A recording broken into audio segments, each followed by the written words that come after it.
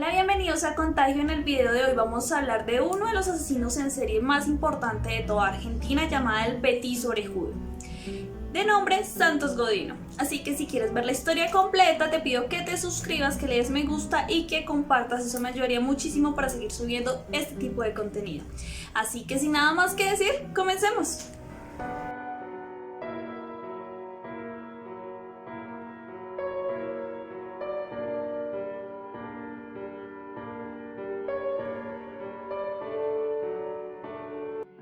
Para comenzar la historia la vamos a comenzar desde su nacimiento, desde su infancia y qué lo llevó a cometer sus primeros crímenes.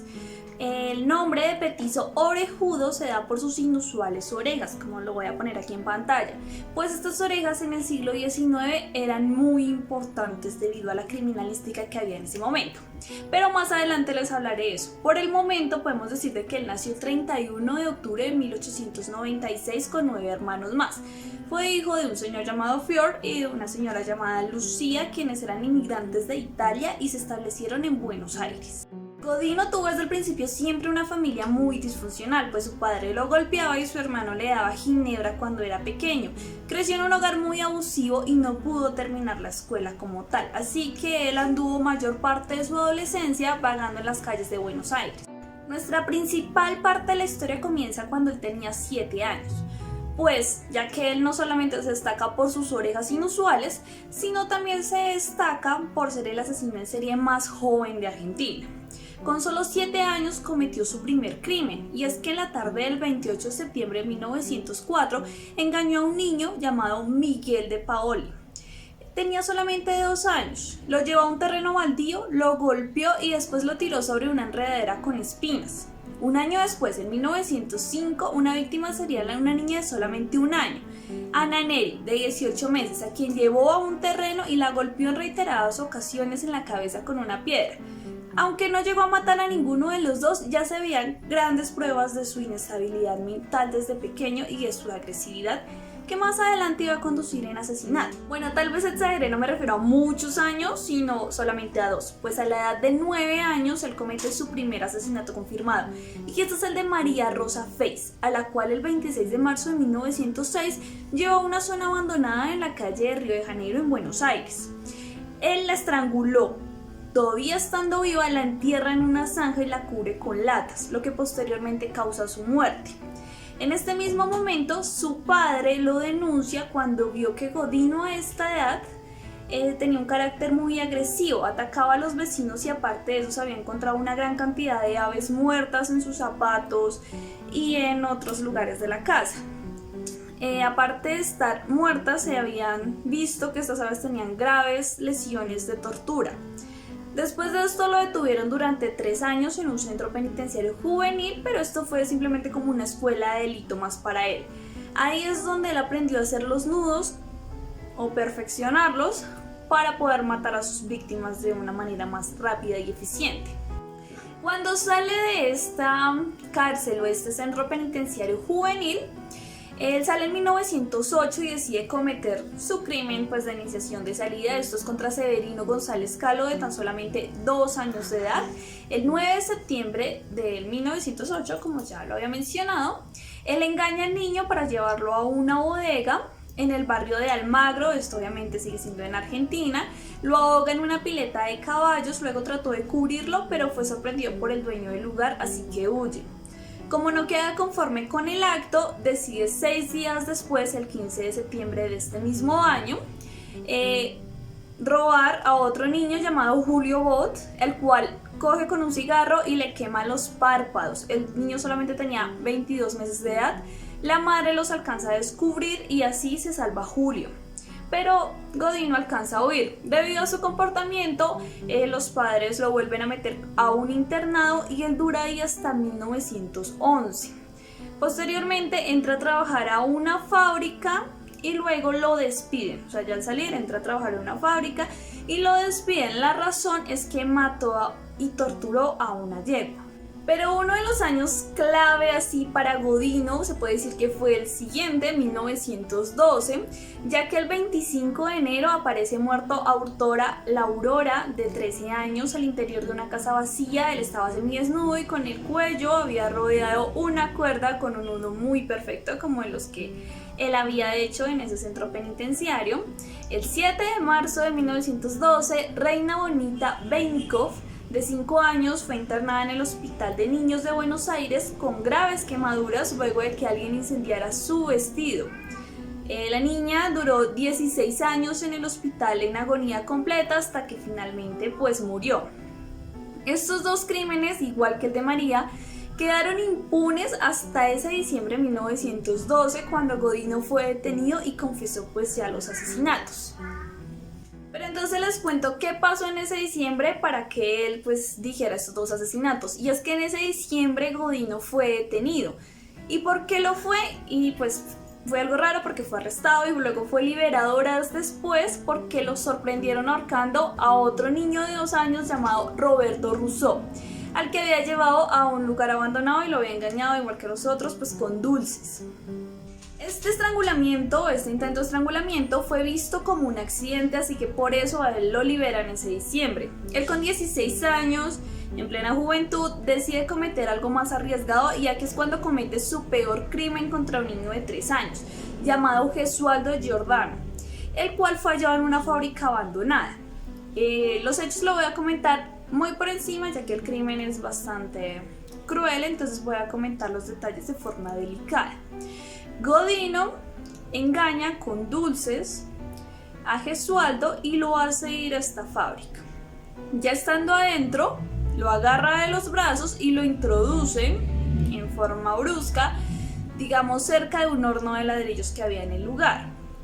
Lo coloca en el suelo y le coloca la rodilla derecha sobre el pecho. Se quita el cinturón que tenía, que el cinturón es como una cuerda con la cual se usa para medir plomadas. Aquí les dejo la foto. Y lo comienza a enrollar en el cuello varias veces, de 10 a 13 veces según los informes. Procede a estrangularlo. Gesualdo intenta levantarse del piso, así que Godino le ata los pies y manos, corta la cuerda y lo vuelve a asfixiar. Lo que pasaba era que Gesualdo aún no moría, así que él decide buscar otra forma de matarlo saliendo de la fábrica. Al salir se topa con el papá precisamente de Gesualdo y le miente, le dice que no ha visto al niño, porque él le pregunta pues si lo había visto, él le dice que no y le aconseja que vaya a la primera comisaría que encuentre a colocar el denuncio de su desaparición. Así que el padre, preocupado, se aleja y él en ese momento halla un clavo de 4 pulgadas, que es aproximadamente 10 centímetros, como así, para introducirlo en el cráneo del niño, empujándolo con una roca que hacía de martillo. Y acá se ve el sadismo que tenía este niño, pues lo hizo cuando él seguía vivo, así que él pudo ver cada momento del sufrimiento que tuvo Gesualdo. Después de esto huye del lugar, no sin antes taparlo con una lata de zinc. Por este crimen él es por fin encarcelado. Aquí él confiesa los otros crímenes que había cometido y le declaran que ese era su modus operandi. Primero los golpeaba, sea con la mano, sea con una piedra, luego los asfixiaba con una cuerda que ataba hábilmente gracias al centro penitenciario, y posteriormente les clavaba algo, los quemaba, o era esa forma de tortura que siempre tuvo.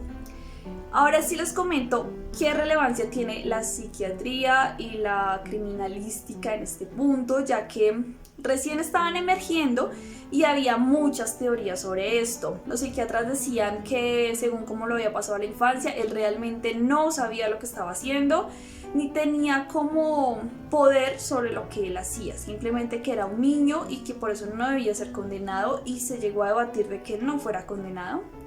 La prensa de la época también dijo que él era un monstruo y que no lo podían, pues, que no quedara impune de todos estos delitos, que aunque él haya sido una víctima por todo lo que sufrió de sus padres, no le daba el derecho a matar, así que hubo como esa controversia. Y las teorías criminalísticas de la época fueron aún más curiosas, ya que el Lombroso estaba en pleno apogeo Si no lo saben, él era un criminólogo italiano que consideraba que ciertos estándares del cuerpo humano, sea la forma de la cabeza o cómo tenías las orejas, o que si tú eras feo era un índice o era un motivo para salir a matar y a robar. Entonces, en este orden de ideas, Godino no era culpable, sino era culpa de sus orejas y de su fealdad que él haya intentado matar, y que simplemente estaba como en su naturaleza o en su genética. Así que fue muy curioso porque en su momento un criminal en potencia se definía según Lombroso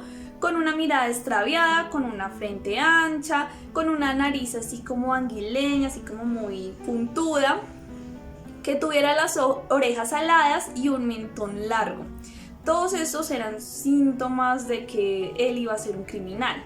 Así que en 1927, según este caso, él estuvo purgando su pena en el penal de Ushuaia, en Tierra del Fuego. No sé si lo pronunció bien, si no, pues déjenlo en los comentarios. Esto es en el fin del continente sudafricano. Fue operado en las orejas para que estas fueran pues más pequeñas y pues no fuera un criminal en potencia. Él estuvo allá casi 20 años y fue un lugar que debido de haber sido particularmente duro, porque tenían heladas muy constantes, o sea, su temperatura era muy debajo de los grados centígrados, y así era todo el año. Al final, ahí murió en 1944 a la edad de 48 años, y la versión oficial es que fue golpeado por algunos reclusos hasta que murió. Esta cárcel hoy en día es un museo. Pues se afirma de que sus conductas que tenían hacia los presos nunca eran aceptadas, pero también hay una historia muy curiosa, y es que dicen de que una vez que Godino o el petiso orejudo fuera asesinado, su fémur se utilizó como un pisapapel por la esposa del director de este centro penitenciario, mientras que el resto de su cadáver nunca fue hallado tras el cierre de esta cárcel en la década de los 50, o sea 6 años después. Y hasta aquí llega el video de hoy. Les voy a dejar este último dato curioso, y es que en esta época en que él ya fue arrestado, de que él después se operó las orejas, hubo una gran demanda de operaciones de orejas, y es que la gente creía de que si tenían las orejas aladas, en serio eran tratados como criminales o eran hasta arrestados injustamente solo por la forma en que tenían las orejas, o la cara o la frente. Entonces ellos se mandaban a operar esto, así que para no ser vistos como criminales en potencia.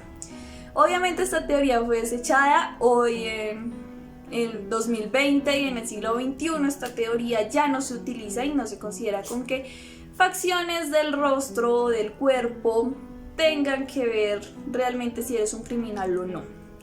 Así que aquí les dejo este dato curioso. Hasta aquí llega el video de hoy.